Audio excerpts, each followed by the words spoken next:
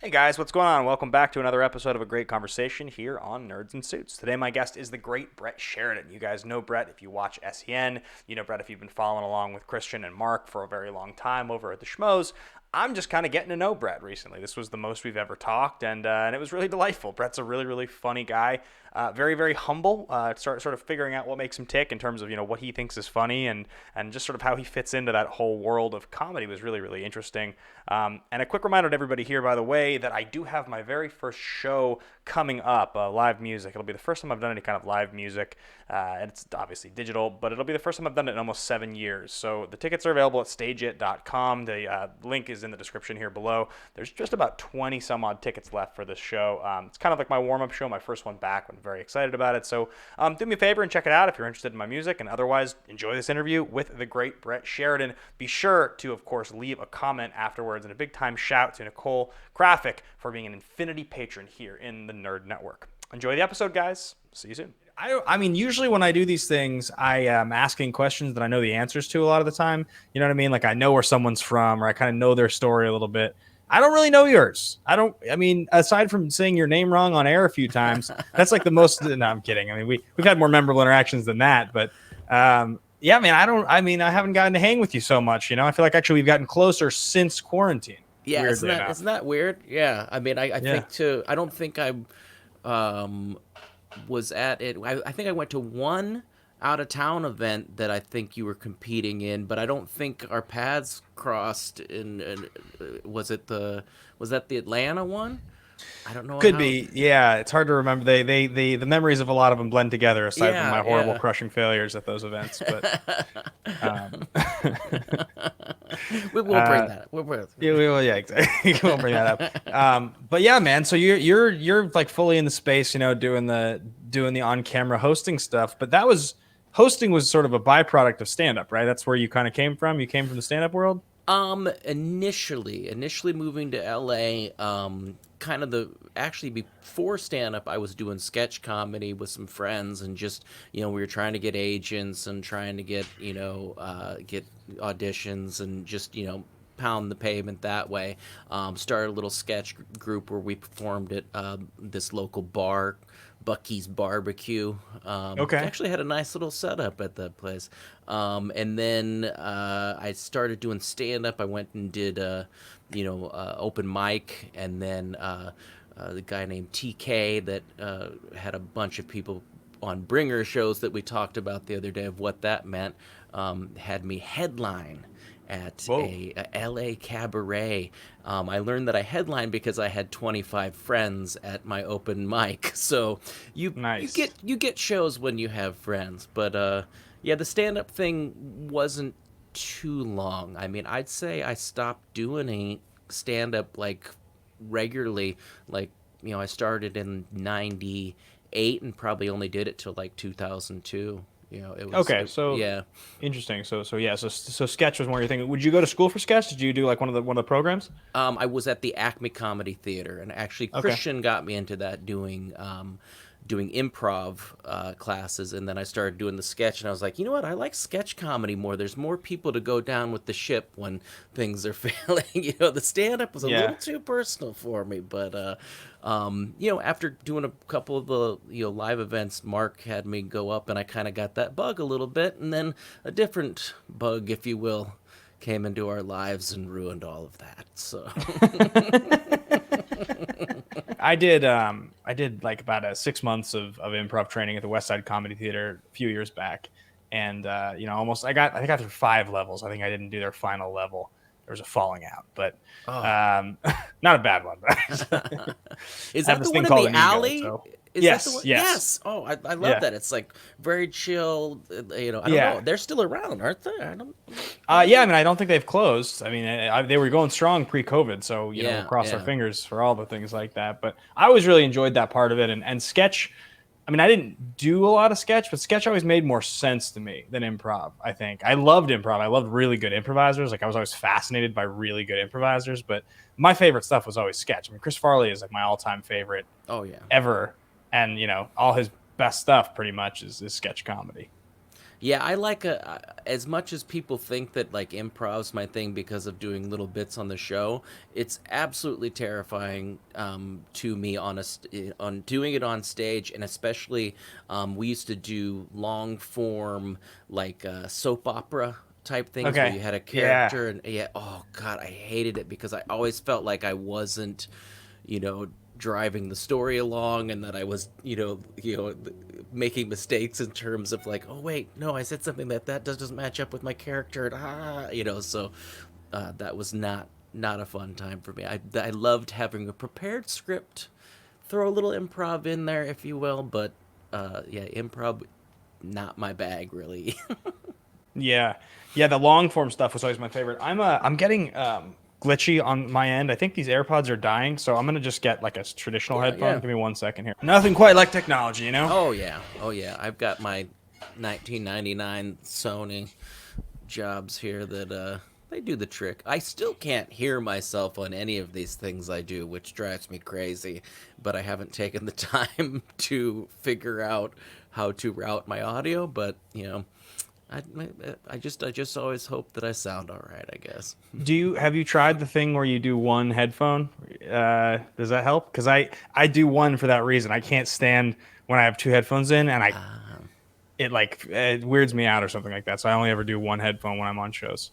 I'd like to hear it through the headphones. That's the Yeah, you big want thing. to you Yeah. want to monitor, yeah. Yeah, like especially, and I think I used to audition for like voiceover and stuff like that, and I like that. I like to be able to hear what I sound like, but the only workaround was with GarageBand, and it made me sound weird. I thought so.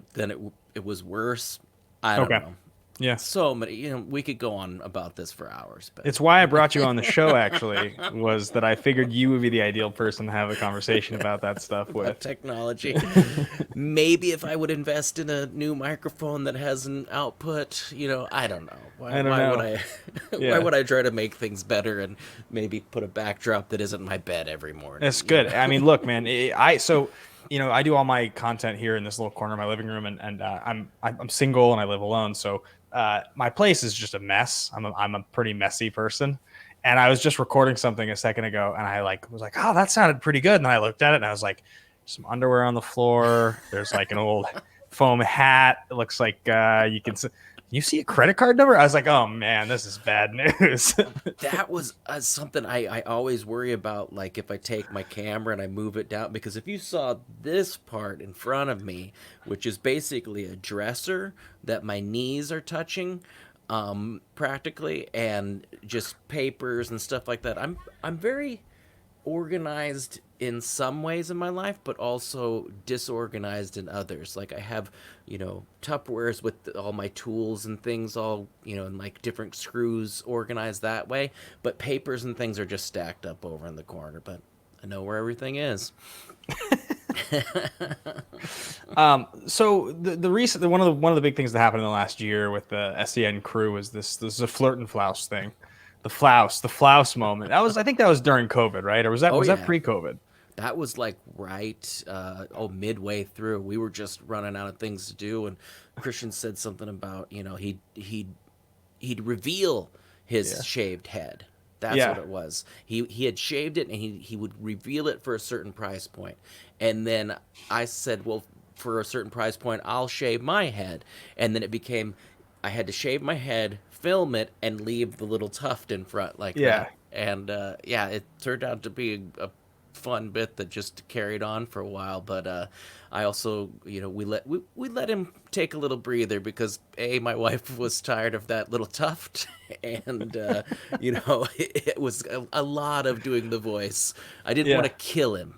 Sometimes you can overdo these things. Right. I mean, look, Flouse was a big part. It was a big 2020 moment. I think when we look at the yearbook, the 2020 yearbook, I mean, Yeah. Flouse will have a page. It trended on Twitter. It takes a lot. Right. I mean, of all the things that I would do that would trend on Twitter, shaving a tuft at the top of my head. That's pretty funny. So when did you and Christian meet? You met him doing sketch, or you met him before that? I met him doing stand-up, and I think it was 98 at Luna Park was the club. and we both did bringer shows for that one, and I think he wasn't at the time, but then he eventually started working there so he could get some time with some of the guys. And then I had a friend who had a Digi High 8. So it was tapes that recorded onto High 8, but a digital. So it was like top of the line at the time. So I record stand-up shows for people, sell them $20 a pop. I would sell them VHS copies Wow. of their show. VHS. Yes. And I had this little briefcase that I just got back from a friend that was like, you know the Anvil company? Yeah. They make. I had a briefcase that was metal around the edges, said Anvil, and I would lift this thing open. I'd hand out at the next show. People, if they came back, I'd give them their VHSs. I had a notebook, of all the list of numbers of people, and racket. Yeah. It was pretty fun. I wish I had managed my money a little better and pushed it a little harder, but I was kind of doing it just to get the time, because I'd give the guys that ran the show free tapes if I got a few minutes, and they'd throw me up in front of the host, so nice. I get the bullet spot, just like no warm up whatsoever. I feel like every position anybody's ever had as they try to climb in media, there's always some hustle. That's just like the nature of the game. If you're not hustling, I feel like you've got it too good, Exactly.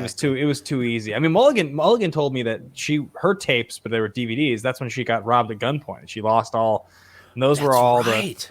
that's where all the stuff. But so she was at the point where she was getting DVDs. So you're talking prehistoric days compared to that. You're handing out VHS tapes. I can't even play a DVD in my house, let alone I wouldn't even know how to get something to play. I'd have to go to like a secondhand. Could you even get a VCR at a store anymore? You'd have to. I think you have to get it off eBay or something. Yeah, I bet. I mean, well, you know what? Actually, no. I think the one that I saw a news article years ago, like one of the last companies that was making, a VHS player. But I have one that actually is a DVD VHS combo. Yes.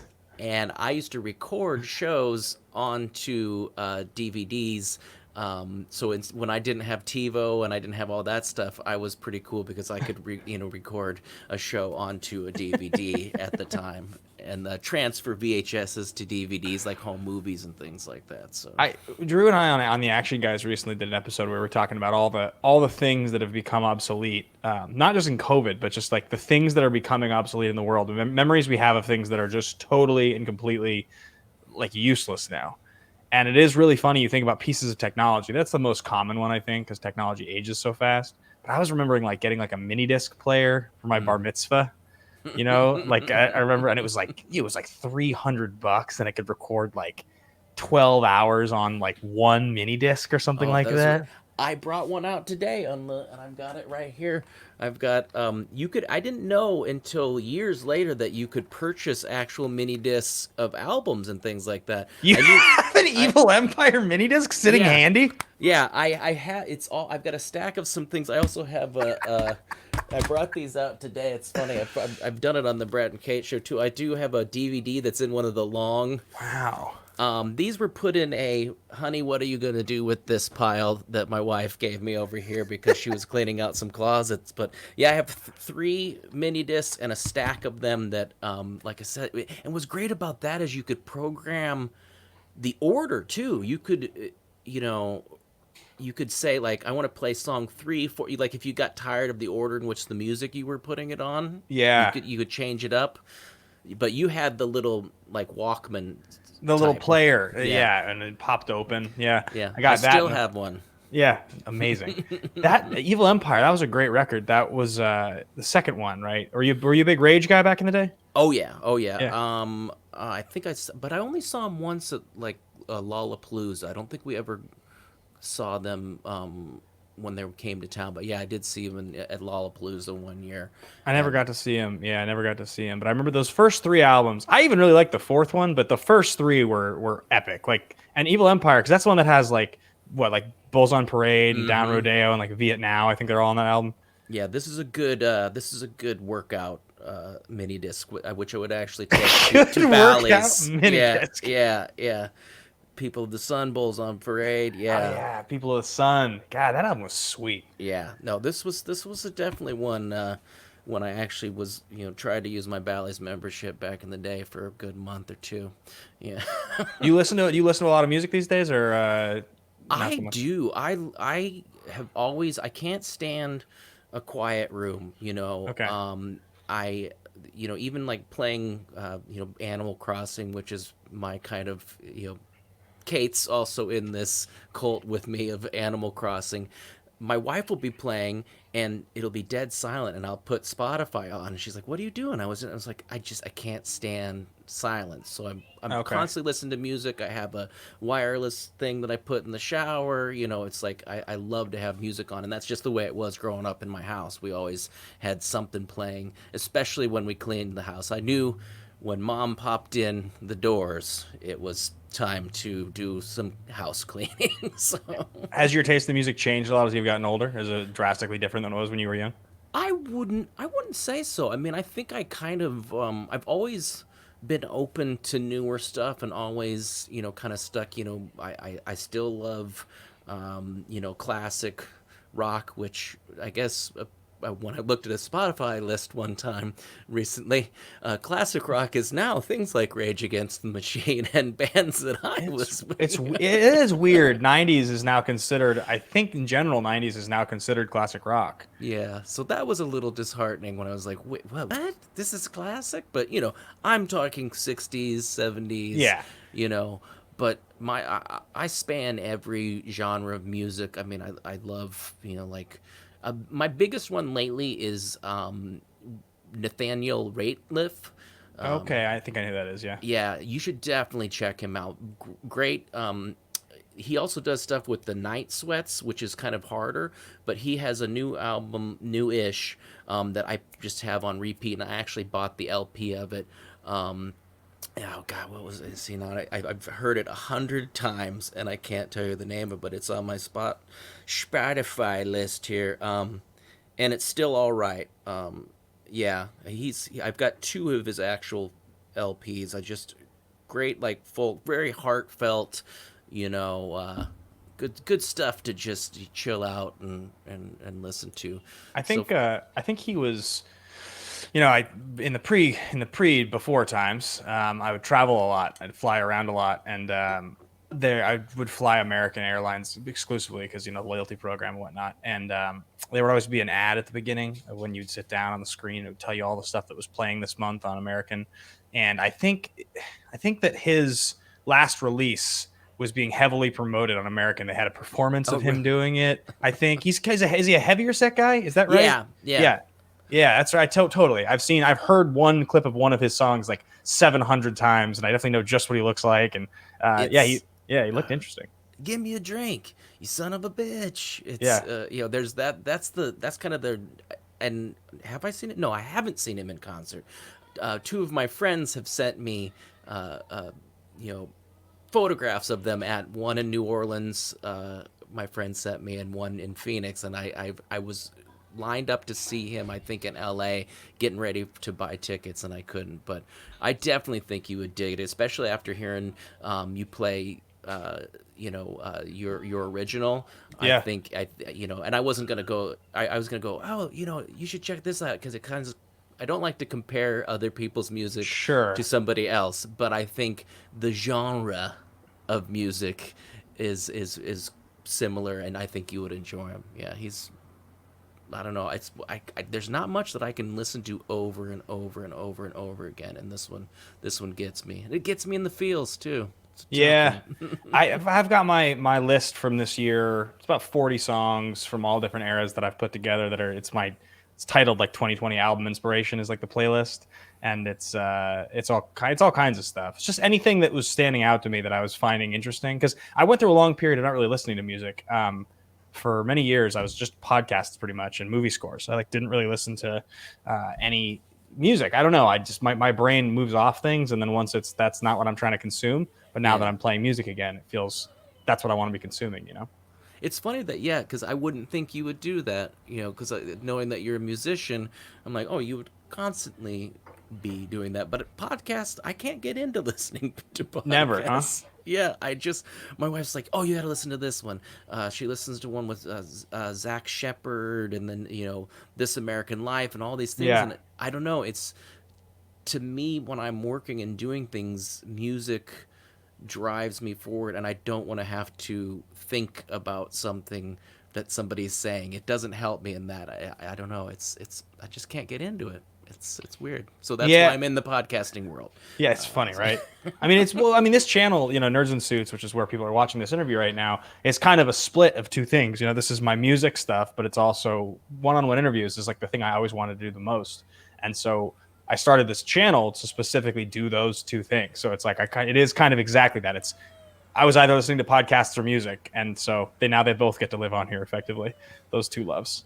Do you hear my daughter in the background? I do, but also my neighbor has a child that was running around outside, and I was like, maybe it'll sound like two children playing with each other. It's funny that I did tell her to please keep it down during this, but she's the one that's during the show constantly telling me to be quiet. Yeah, right. Well, we'll definitely lose our sponsors, but what are you gonna do? Yes. Yeah. I mean, at least she's singing, or it's and not watching YouTube, or maybe she's doing a TikTok. I don't know.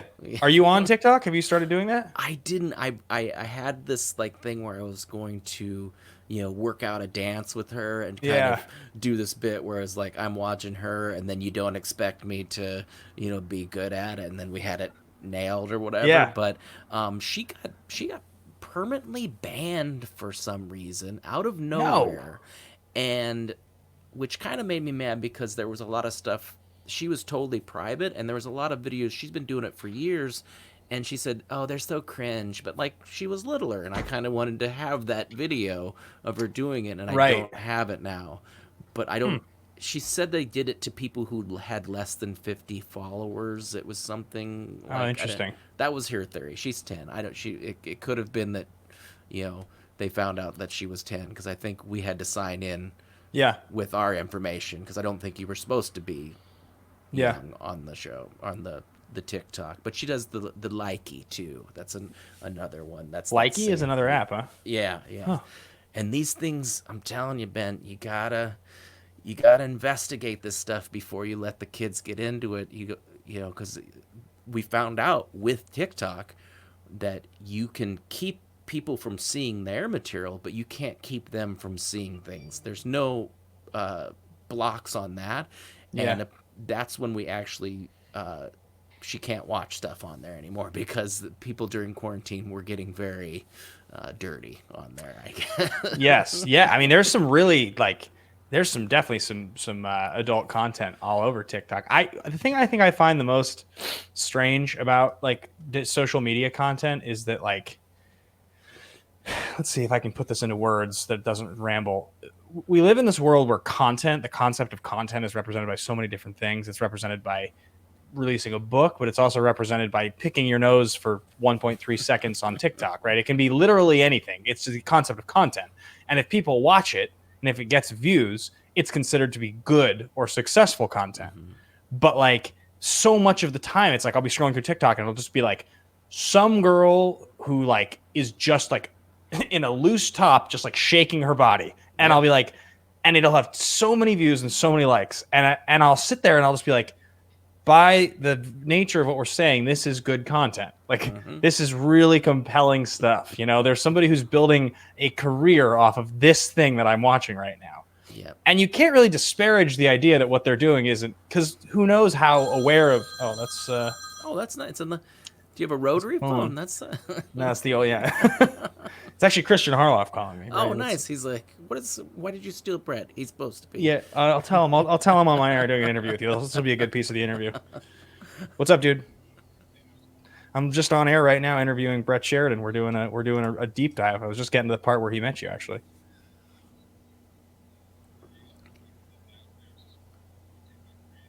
I love it. Yeah, I'll call you when this is over.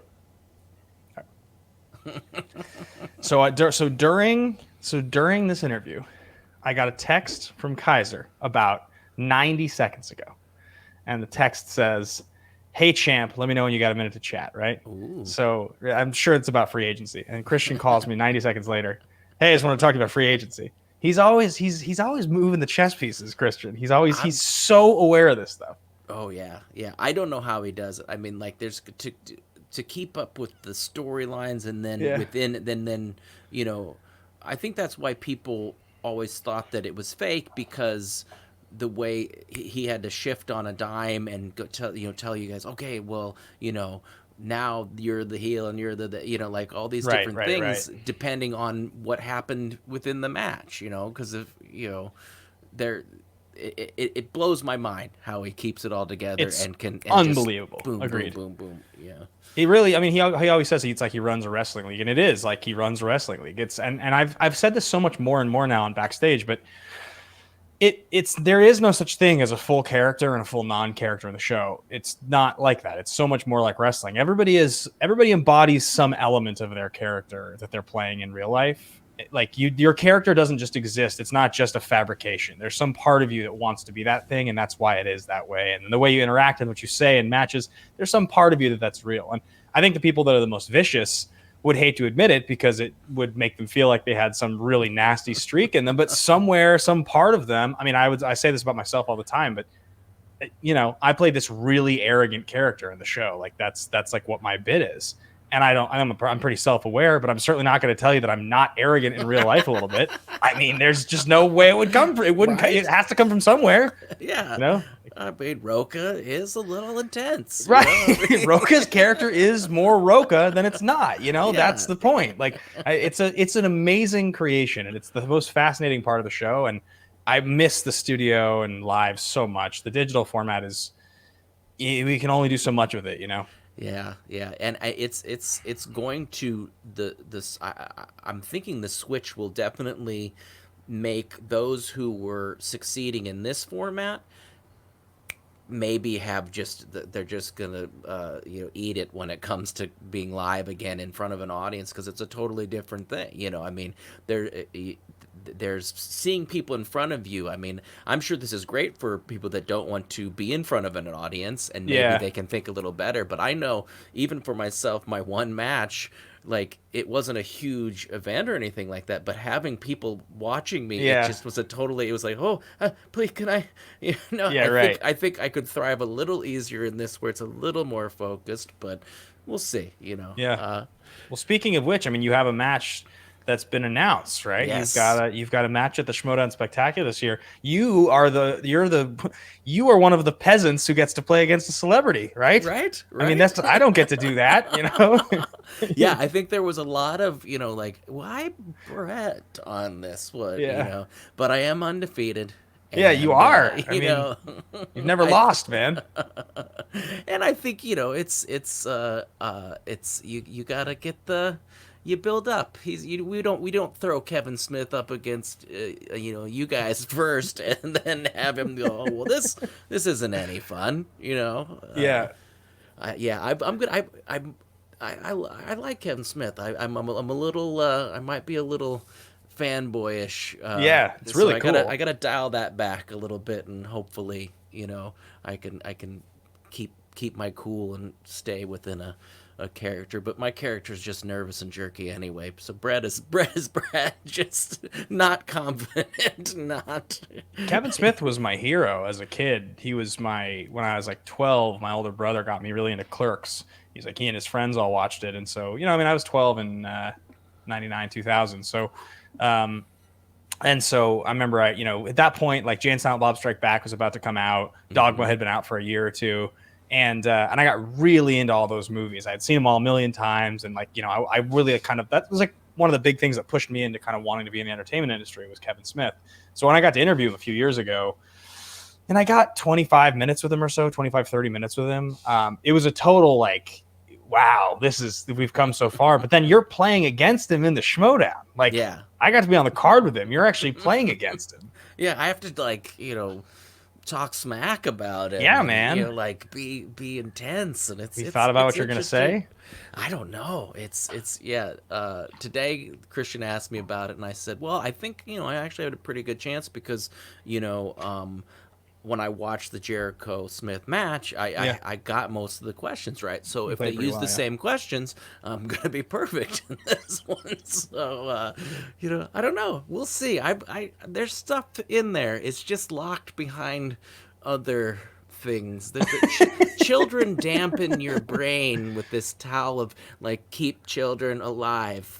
Get them to places, remember their blood types. So things like movie trivia get pushed out of there when kids come. Do you watch a lot of movies? I mean, are you like into movies? I feel like there's a running joke on SEN that you know like nothing about movies, right? That's like sort of the yeah. And what's interesting is that I do have a huge blind spot, but I did watch lots of movies, and I used to do like 3 in a row with Christian. We'd go to a multiplex, and there was one on Winnetka in the Valley or whatever. It's one of the first big ones I ever remember going to after moving out here from Nebraska, and we did 3 in one day. And the one that I could only remember, as we always joke about, is The Kid with Bruce Willis. Oh, you guys saw The Kid? Yeah. And I bought him that for his 40th birthday when they had the roast. I gave him that one. We used to buy each other, cheesy DVDs. He got me Bring It On, which is actually one of my favorite teen. You're a fan of that one, yeah? Flicks, yeah. I used to love all that. She's All That. That's a good one. I had a party the year She's All That came out. When I because that was like 1999 or something, like probably right in there. And so it was right around that same time. I was 11 or 12. And it's like the first time I hosted a party in middle school, like in the basement, where like it was my domain. I had like 8 friends from school, like 4 girls, 5 guys, whatever. And we watched. I thought it was a good idea that we would watch She's All That. That's the movie that was on. We watched, that was the activity, was we were going to watch She's All That. It's like the lamest thing in the entire world, thinking back that was my idea. But that was what we watched. To watch a movie with a group of people, yeah. Well, no, and not just, we watched She's All That. Like we could have watched I Know What You Did Last Summer, or we could have watched anything else that would Bowfinger. I don't know, something. We watched a rom-com with Rachel Lee Cook, We called it. My buddy and I we loved teen fluff films. Yeah, those good ones. Just anything that just anything like that we love.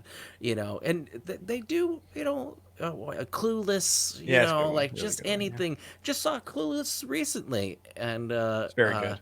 Yeah, great movie, but also kind of a little off-putting now that I realize how old they are in the content. And now with a daughter, I'm like, whoa, she's 16 and Paul Rudd's in college and he's his stepbrother. And it was it had a totally flip on me. And I know Alicia Silverstone is around my age, but it made me feel icky watching it, because I'm being in love with her when I was her same age. Watching it that time was one thing, but watching her as a young girl and going, wait, I had a crush on her, but I can't now. You're like, this character in the movie didn't get older, but I got older. What happened? Yeah. This is creeping me out.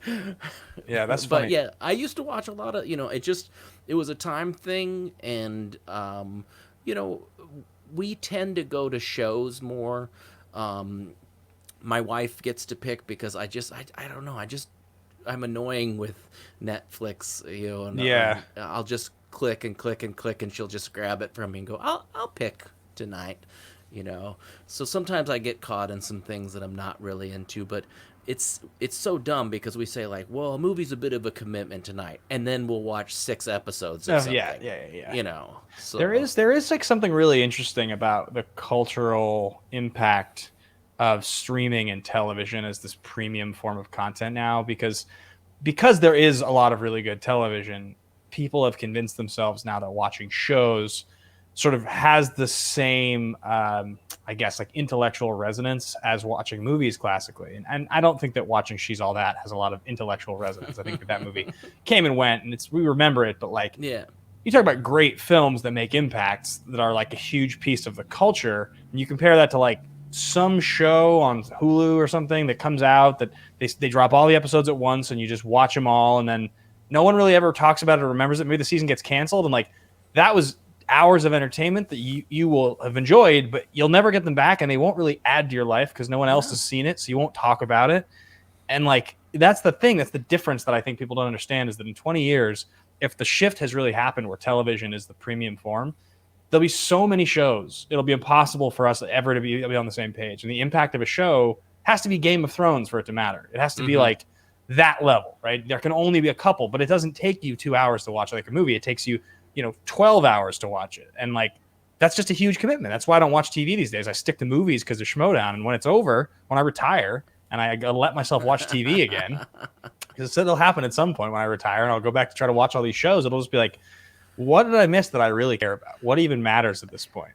Yeah, you've got a great point. I mean, we went back. We did. I think Breaking Bad definitely held up, and definitely was Great one show. that I missed that one, and that was before there was way too much. I think it's hilarious that people say like, oh, there's no movies coming out. We're running out of content. I'm like, I think there's a little bit of content that isn't just YouTube. There's still plenty of shows and movies that I'm sure you've missed throughout the years. I think, well, yeah, because I think that the stuff that's come out to this point that is considered iconic in television will remain iconic in the same way that movies will. And I even think that probably the stuff that comes out over the next 3 to 5 years has the potential to continue to kind of be that way. But I definitely think we're going to reach a point because there's over 500 original shows being released every year now on all the different platforms, which means if you just figure, right, every day of the year, 365 times, if you wanted to watch an entire season of television, you would still, even at that point, only cover like 65% of the shows that have been released. That's if you spend every single day watching a whole season, which nobody in their right mind would ever do. There's 6 movies of significance that come out a week, like ish, and if you want to go really deep and watch some like, festival stuff, you could watch 12. But even at that point, you're still not even watching 2 movies a day. Like you could still get away with that. People can do that 4 hours a day. There have been periods in my life where I watch 2 movies a day. It's not that hard to do. No. Yeah, and like you said, I'm wasting it on 4 episodes of a show I'll forget, like you said. But yeah, you've really changed my mind. I think I need to start watching more films and less of this, I don't know. Sometimes the brain just needs a little Bachelorette to numb it, and then for sure, because it's not like every movie that you watch is useful, right? I mean, I said this to somebody recently, but I went through this phase after, around the time I lost to Bibiani and the kid, and I was just kind of burnt out and just annoyed by that match, and I just watched a ton of Adam Sandler movies, and like all the bad ones that I had missed over the years, and even some of the ones I'd seen once, I just watched again because I was like, there's something comforting about I now pronounce you Chuck and Larry, or there's something comforting about That's My Boy. These are bad movies, and they don't really make me laugh that much. They make me laugh just enough that I'm like, I can do this. I can handle this. This is just enough. Did you see Hubie? Of all the movies I did watch, I watched Hubie Halloween. No, because it's streaming, so it still hasn't been on my radar yet. Was it good? It wasn't bad. I mean, it was what you expect from him. Yeah. And I think he was making fun of himself within it. Tons of cameos in this. That's what I heard. Yeah.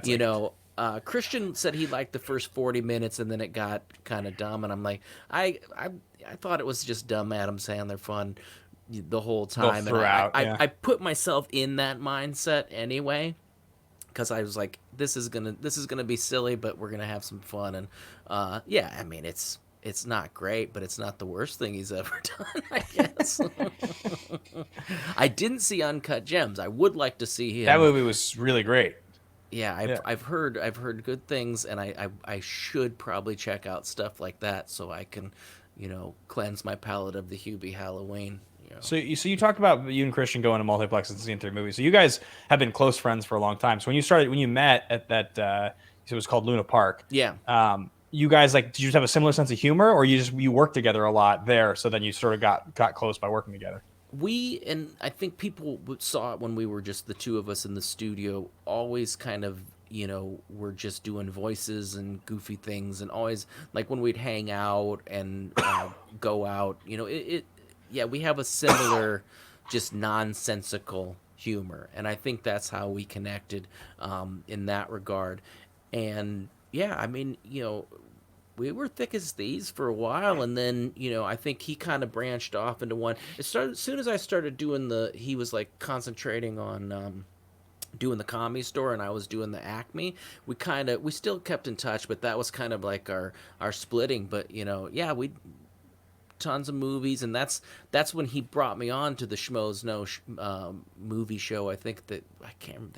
They changed the name a few times, but when we were doing the one over at Collider with the big setup, the couch and everything that, he brought me in. He said, this guy's got a window, this blind spot, but this is somebody that I used to watch a lot of films with. So, but early on, I got some this guy doesn't know crap about movies. He's so dumb. He's so whatever, and it Fans just love to tell you what you don't know. It's funny because I think about it and I'm like, so this is a 13-year-old, 14, 15, 16-year-old person, and I saw a lot of these movies when they came out. You just watched them. I don't remember The Godfather that well because I haven't seen it since it came out. I'm not revisiting these things. So, that's where my lack of knowledge of a lot of things is. I forget, even that I've seen a movie. My wife has reminded me on several occasions, somebody said, "Have you seen The Departed?" And I go, "No, I haven't." She said, "Yeah, we watched it in theaters. We went together. to the theater." Yeah, she legit. I was like, "We did?" I don't remember that, but I know what you mean. I've said this to many times, and I put it in the context of Schmoedown. But when you're studying to win or a match or what have you, this idea that fans have or some players talk about that you can, by studying, you can know how to answer all the questions is ridiculous because. If you get asked plot-specific questions, primarily, you'll miss them. And if you get asked questions about directors and actors, you'll get them right. That's just the nature of the way our memories work. But people try to make it overcomplicate it, they studied so they could get the plot question. And it's you can't study the plot questions on every movie because you have to watch the movie to do that. Yeah. And I can't answer plot questions about movies that I've seen before because I haven't seen them in 15 years. So why would I remember the name of a character or what happened in the movie in some mundane moment?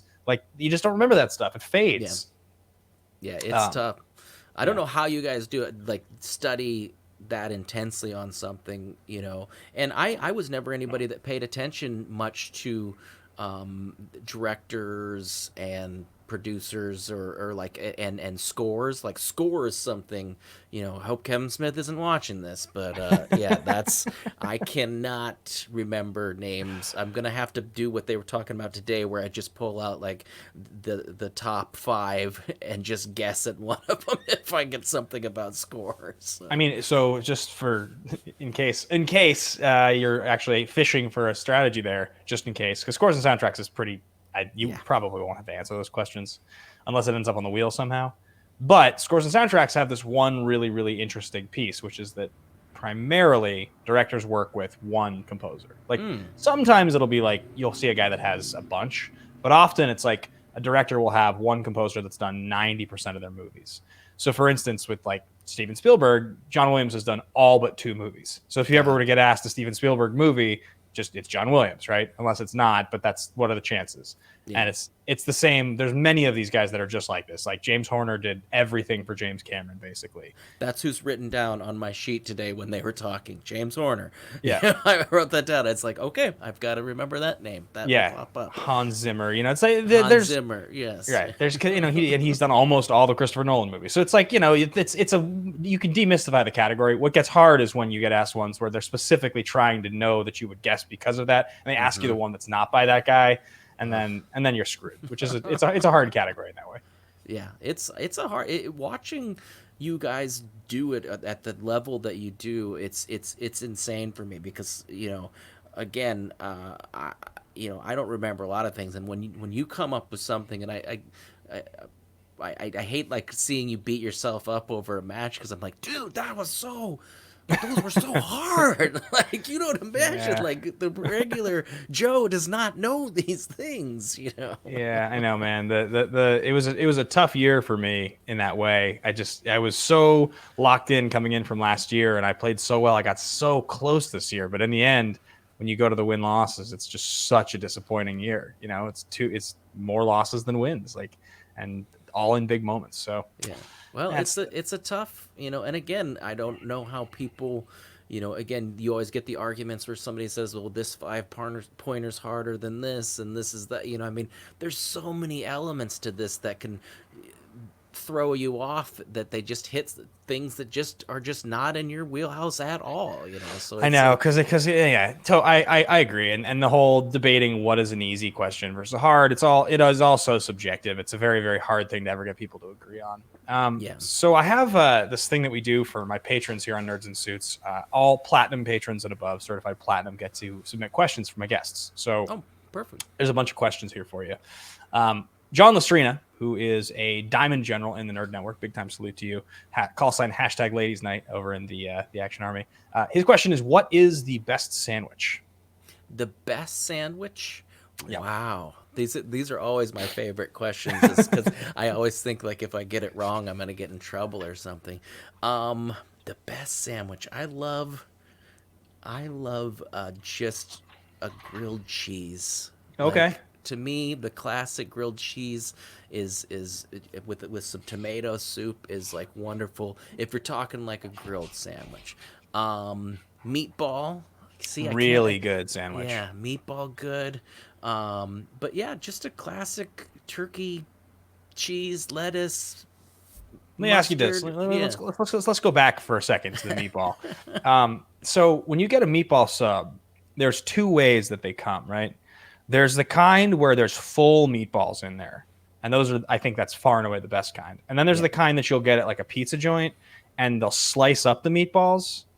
And then so you're getting like, it's technically meatballs, but it's like sliced up meatballs. And like the texture just seems wrong to me. I never enjoy those sandwiches nearly as much. You have an opinion on this? Well, yeah, what they're killing it'd be like going, oh, do you want a hamburger? I'm going to chop up your hamburger into 6 pieces and put it on. You're taking all that trapped juice and that deliciousness, and you're separating it.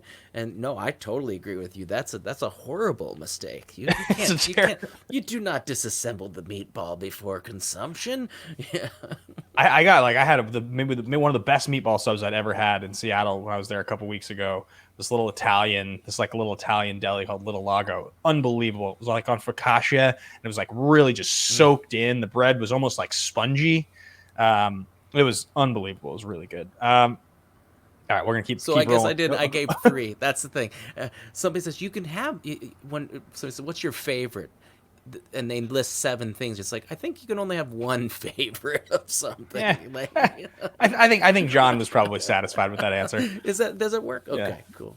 My boy Christopher Michael Woodburn here, who is a Diamond patron in the Nerd Network. Oh, salute to you, Christopher Woodburn. Yeah, and a tie straight to you, my friend.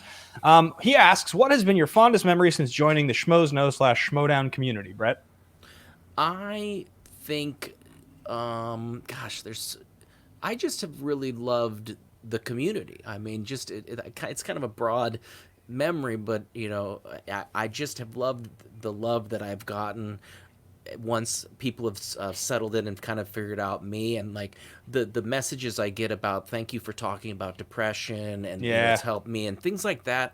Because at first I'm like, I'm just making stupid jokes and I'm being dumb about movies and things, but to know that actually, I'm making people laugh and they're having a bad day, so me making a dumb vulgar joke actually can be helpful at times. So it makes me feel like what I'm doing is worthwhile, because again, this wasn't anything I was I didn't even know about this sort of thing when it didn't exist. I guess this wasn't part of my move to LA plan, because it didn't exist at the time. I was supposed to be in movies and television at this point. But yeah, and I think winning that Schmoedown match was pretty fun, because I think the lack of confidence in a lot of people with me on that one was just when I got that, and your winner is, that was it's a sweet feeling, right? Excitement. Yeah. Yeah, I love that one.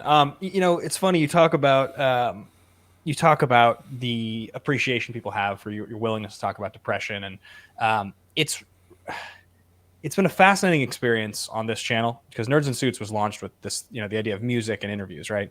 But the thing that we do now on Monday nights is it's this whole positivity stream, and it happened sort of by accident. It was kind of just talking and encouraging the patrons to set goals, and we started doing it together. And so we started doing these 30-day goal setting challenges together. And I check in on my patrons every Monday. I send a message to everybody who's got a goal. How you doing with it, basically? And it's totally was like by accident that this is what the channel turned into, because it's not really what I thought about, but it is really rewarding to just be open and honest, but being in a position where people are listening to your openness and honesty. And that's actually helpful. You don't have to put anything behind it. You just have to be honest. And, because they like your comedy, they enjoy you, they watch you and all the stuff that you do. So there's a level of respect people have for you that you being honest helps them, which I think is probably one of the coolest things about being a public personality. There's a double-edged sword to it, I think, sometimes, which is that there's this expectation or pressure. Anytime you fail at something that you put your mind to, it's embarrassing because it's public. And you obviously do more legwork with it and promote yourself, and that's one of my biggest issues with this whole thing is that, and I have said it lots of times, I said I get your messages, and I have this mentality sometimes where, like, if I don't answer all of them, I can't answer any of them. Yeah, and it's tough, and sometimes I just don't know what to say, so I always say on shows that, like, I appreciate it, I hear you, I'm sorry if I don't get back, because the social media thing is still, I'm a grandpa on his lawn shaking his hands at it, like, I don't know, when am I supposed to tweet, and why when this is tweeted is this one more, or this Instagram picture gets more than this. That element of it is something that I'm definitely not succeeding in my self-promotion. I mean, it's really hard to keep up with all that stuff, man. I totally feel you on that one. All right, what else we got here? Next one is from Dr. Megs, one of my favorites. What about improv and comedy helps you on a personal level beyond just being a job?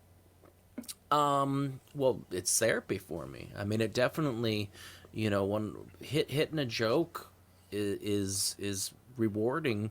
I don't know how well I would do in like one of these Zoom, stand-up shows where there's this delayed reaction, or you've got a virtual audience. But yeah, just know I made somebody laugh. Feels good.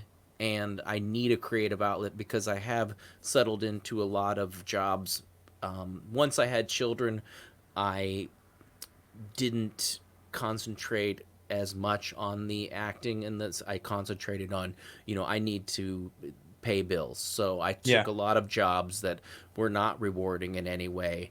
And, I was the funniest handyman at the gallery, like it was just, it started to wear on me. And I thank Christian for bringing me into the fold, because I was on the point before he had me on the Schmoedown show that I was like, you know what, maybe it's time to, think about something else. And because I was taking jobs that weren't, paying the bills that well. At my age, I shouldn't be making what I would be as a, an 18-year-old. I should be. I could have settled into something and actually have benefits, and, I've done a lot of 1099 work for a very long time. So I feel you on that one, man. I know how that goes. Yeah, the Zoom comedy thing is really interesting. It's not the kind of thing that I feel like any comic would have really considered probably prior to this, is like, maybe if you had to, but obviously I think I mentioned when I was on Playtime with Kate and Brett, I'm doing my first show,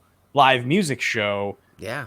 And I haven't played a live show, like a full, like 10, 11 song show in probably 7 years or something like that. I don't know, 8, like it's on November 21st. I'll be doing it. And I have to figure out the medium, but I'm not buying a soundboard this week, and I'm testing all the levels to make sure it all sounds right. And I'm gonna rehearse. I mean, 11 songs, right? Like my voice is gonna get tired. That's what happens when you sing that much. But I was thinking about, I'm gonna be finishing a song, and there will be no applause, and there won't be any, like, it's just gonna be this weird, like, you feed off the audience in those situations, and there will be no audience. And so the energy, I was even thinking for the show, I think probably, whereas normally in a show you might talk to the audience for like 30 seconds between a song, I guess, and sometimes you just go one song into another song, right? You introduce a song. There'll be a live chat. That'll be the only way to know what's going on. So I'll probably finish a song and put the guitar down and be in the live chat for 2 minutes and like talk to people. And then You know what I mean? I think it'll probably be a longer show for that reason, but it's a whole brave new world with that stuff. Oh yeah, it's gotta be weird, and I don't know. Do you feel like it's more pressure, or is it less because you can kind of hide behind that chat wall maybe a little bit? So I think what I noticed, the big thing I noticed in Schmoedown, because it's not that different, right? In a Schmoedown event, the live events, there's studio, there's live, but playing Dan the first time in Atlanta was this incredible match, and it was so close, and it was such a good show. We sold out, and like the whole thing. I mean, like just all of it, and it's one of my fondest memories of Schmoedown. I wore the scarf; it was a great scarf. And when it was over, and I had lost, and it was a disappointing loss, we all got to get drunk and go out and have drinks and get dinner, and like it was this whole social experience. So the sting of it, like it was all wrapped up in the memory. And when I lost to Dan this time in digital, and it was so crushing, and it was so surprising the way that it happened at the end like that. The match was over, and then I just turned off the camera, and I just was sitting here quietly alone with no one around, and there was nothing else to do. It was like, all right, well, what should I watch, a movie? I saw, oh well, maybe I'll order some Chinese food. Like, cool. What do I do, right? Like the come down from the experience is immediate. And that's so different than any kind of live performing that I've ever done before. So I think with the live show, the music show, I'll be pretty exhausted. I mean, 10, 11 songs takes it out of you for sure. And I have a feeling at the end of it, if I didn't think it went well, or if I played badly, I'm going to probably sit here and cry myself to sleep. So yes. I've metaphorically speaking, of course. Yeah. Oh yeah. No, that is, it is coming off of a bad, I've had plenty of bad shows and plenty of, bad stand-up acts and stuff like that. And yeah, but usually I was able to go hang out with my buddies. Like you said, like the other comedian friends of mine, we'd stay at that bar, go to another one and hang out and go, oh man, that was horrible. Well, better luck next time. Like they'd help you out with that. But yeah, to just, camera off now. Yeah. Take it all in. Yeah, for sure. This one will be I'll be selling tickets for like $5. It'll be behind a paywall. So I won't have to deal with the idea that there'll be all these people that hate me watching it to see how badly I do, because I'll just be doing it for the people that want to be there. And then it's also, like I said, it'll be primarily probably 70% covers, and maybe 30% originals, and only one or two of the new songs. So it's just like my training wheels show. And then when I actually next year, when I release the album, I'll do the proper actual like play the album show, which is that's a whole different beast, Do you think, I know there are people that get up every morning and dislike SEN Live just because that's part of their morning routine. Yeah. So do you think there are people that are so vindictive that they would pay for your show to like come in and give you hate? Because that to me is a whole nother level of like, what is wrong with you? I'm going to pay money to tell you horrible things about yourself. Yeah, I mean, I think so. Yeah, there are people that are definitely that hateful and vindictive. But honestly, joke's on them at that point, because I mean, I put something on Twitter recently. This guy that I knew back from Seattle a long time ago. And I saw that. That was horrible. I was so hateful. It was unbelievable. It was like the crazy. Felt like he was an insane person. Yeah. But reading it, it was like, I mean, all the extent of that, and that's like the worst, right? Like that's not going to happen to me more than once or twice in my life that you get that kind of a message from someone. It literally said "eat shit and die" in all caps. But that's the extent of it, right? Like, and if somebody wants to pay you money to give you something that's probably less hateful than that, I'll take your money. Yeah, go for it. Like what's just words. It's just what somebody else thinks. Who cares? And that takes a while to get to the point where, because early on, I'm told, just don't listen to the trolls, don't listen to the they get personal about things. They really do, man. And it's hard to separate that and get, and you have to build up. And I know that there's people that get so much more hate than I do, and so much, because I've always equated that to, I don't have much of opinion about many things, so I don't get a lot of reaction. I got the worst hateful messages back when I used to do the Brett to the Future silly reviews of things. I remember the first time I did Interstellar, and mostly I talked about how I couldn't find it at any of the red boxes around, and I didn't want to pay $14.99 to buy it, and I thought it was kind of a slow burn, and I didn't really care for it, and I fell asleep the first time, and somebody just told me basically to fuck off and die because because I just didn't like a film. And that, in my mind, I was like, wait, what are you talking about? This people. Yeah. I thought you just either liked it. No one, if a buddy of mine liked a band and I didn't like it, I didn't tell him to go kill himself. I just like, oh, okay, yeah, I won't. I like them. I used to get a little bit of crap back in the grungy days when I started digging on Counting Crows. Yeah. But nobody was telling me that I was a piece of shit because I like Counting Crows. I know, man. It's a weird culture thing that there's these keyboard warriors that just feel like it's like that's their path in life, is to like. It's a weird thing. It's a weird thing. You see so much more of it with politics now, which is interesting, and it's because it feels like there's more weight. So if you want to hate Donald Trump or you want to hate Joe Biden, like it feels like you're sort of justified in having that hate because it's like these people and their decisions shape the world. But it's just the same thing. It's the same thing. It's just you have an opinion about something and you've decided that it's important enough to you that you're going to try to like ruin someone. Yeah. And it doesn't make sense. Have your opinion, and nobody needs to put that shit in the world. It's just not necessary. Like it's I hate it. I hate that the way things are in that world right now. I don't, it's so, what are they, toxic, as they say, I just don't, you shouldn't get so mad about some things, and then I always have to, if it's towards me, the worst for me is when when people say things about people I know, if I saw somebody talking shit about you and calling you name, I would be like, you don't know, I don't know you, but I've talked to you and I know that you're, you shouldn't die or whatever that guy told you. Right? Eat shit and die. It's like, why are they picking on, saying this about Christian? Why are they saying this about Kate? Why are they, like, these are my friends. Don't, in the day, but in my day, you had to actually go up to somebody's face and tell them that, and you either got punched or they punched you, and you dealt with it. But people, those are the good old days, hide behind these things, but I always think back to my mom said they're dealing with something of their else. own. It's almost always about something else. Yeah, I would defend you, but I'd probably call you Brad when I defended you on accident. So, who knows? It's so funny that because I get that when I would audition, for some reason when I say Brett, I drop the T with my Nebraska, and they go, okay, Brad. I'm like, oh no, it's Brett. But I go, Brad Sheridan. Yeah. I, for some reason, have been saying Ben in this way my whole life, where people think I say Dan or Matt. Yeah. The Matt to Ben is kind of a Yandy Laurel thing to me, because that doesn't sound anything like Matt. Yeah.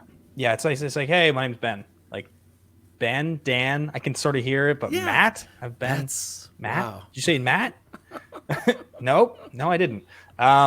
So let's see. We have a couple last ones here we're going to get through from patrons here before I let you go. And guys, a quick reminder to everybody watching right now: hit that thumbs up button. Just hit the like button. I couldn't get those words out. Hit that thumbs up button. Hit the like button there. The videos do perform a lot better if you guys hit the thumbs up. And when the video's over here in a few minutes, if you guys do leave a comment, I read them all. It's extremely helpful for the performance of these videos if you guys comment, even if it's just something really nice about Brett.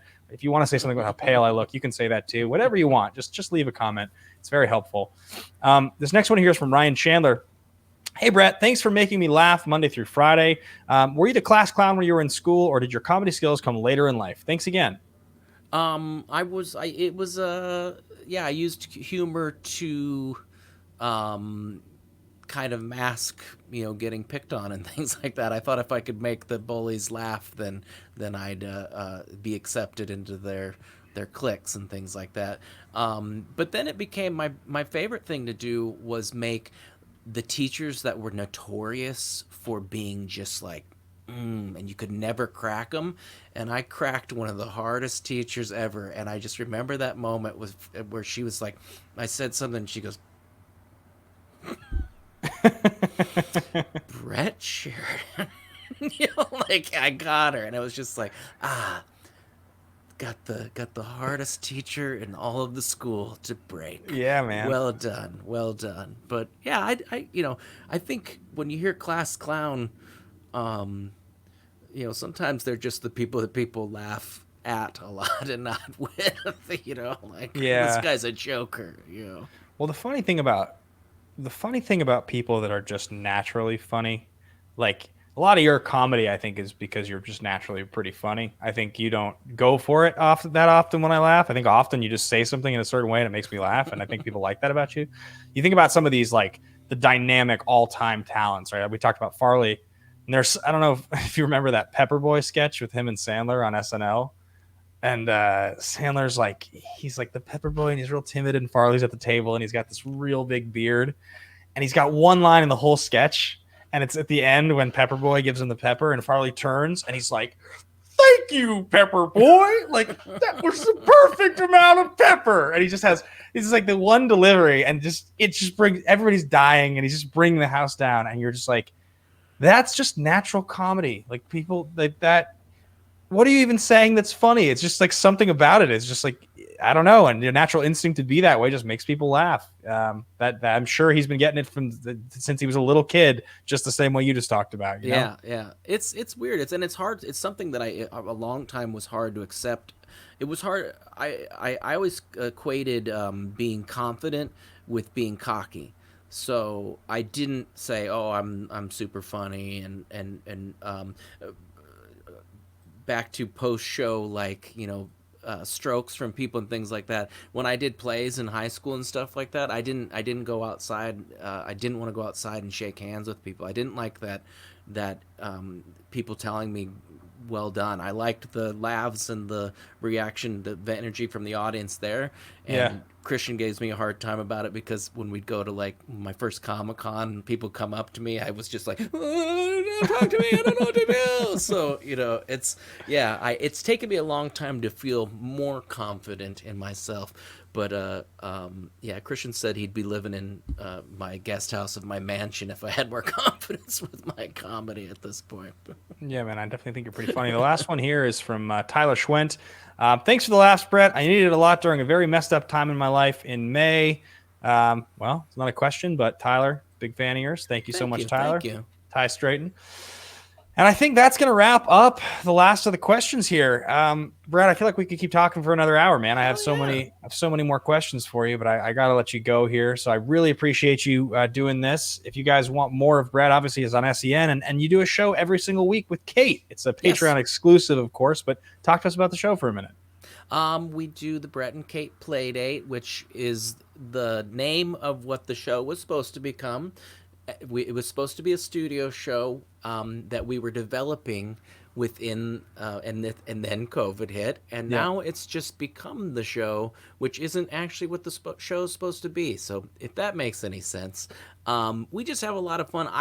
We make jokes about that. Not many people.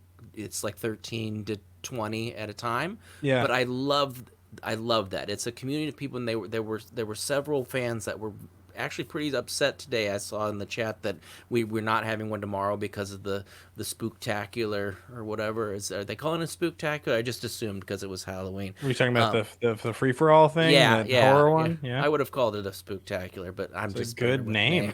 Yeah. But somebody said, I took off work for tomorrow, man. So yeah, we have a lot of fun, and if people want to, get in there with us, we'll talk to you, and we just goof around, and like we had you on, you played songs that we'd never done anything like that. We had somebody show us, Travis Gilbert showed us all his snakes and rats and things like that. So and I was hoping that was going to become a regular show, but we'll see someday. Never say never, right?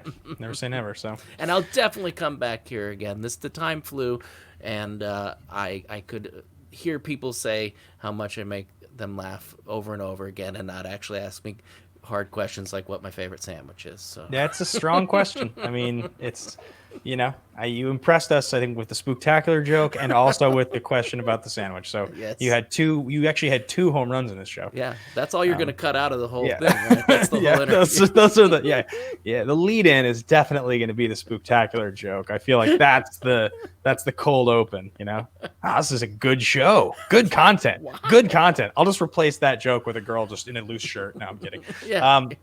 So anyway, Brett, thank you so much for doing the show, guys. I appreciate you watching. Leave a comment as soon as this is wrapped up, and a big thank you to all the patrons of Nerds in Suits. A big time tie straight to each and every one of you guys. Be sure to tune in Monday nights at 6 p.m. for the goal setting show. I'm excited about it. We got big plans for 2021. We're going to kick ass and take over the world together. So thanks a lot, and Brett, I will talk to you very soon, my friend. Yes, sir. And as always, a big time thank you to you guys for watching the whole episode, for listening to another interview here. Brett Sheridan was so much fun to talk to. That guy is charming as all hell. A big time thank you to Thomas Goslin and Jake Yacovetta, my double diamond patrons here in the Nerd Network. Everybody else at that platinum and above tier is going to see your name scrolling in the credits right now. So a big thanks to you guys for supporting what I do over here on Nerds in Suits. Guys, remember to leave a comment and hit the like button. Those are the 2 things that you can do to really help these videos perform. And last but not least, of course, as I mentioned, my very first show in almost 7 years is coming up. So if you want to support my music, go check it out, stageit.com. The show information is actually listed below in the description, so that's where you can get all the info there. And last thing, just a funny shout out, guys. I've been doing a lot of music on TikTok, so I know we made fun of it a lot over on Action for a while, but if you're interested in checking out little blurbs of music, Ben Bateman Media over on TikTok. All right, guys, thanks for listening. Thanks for watching. Have a good one.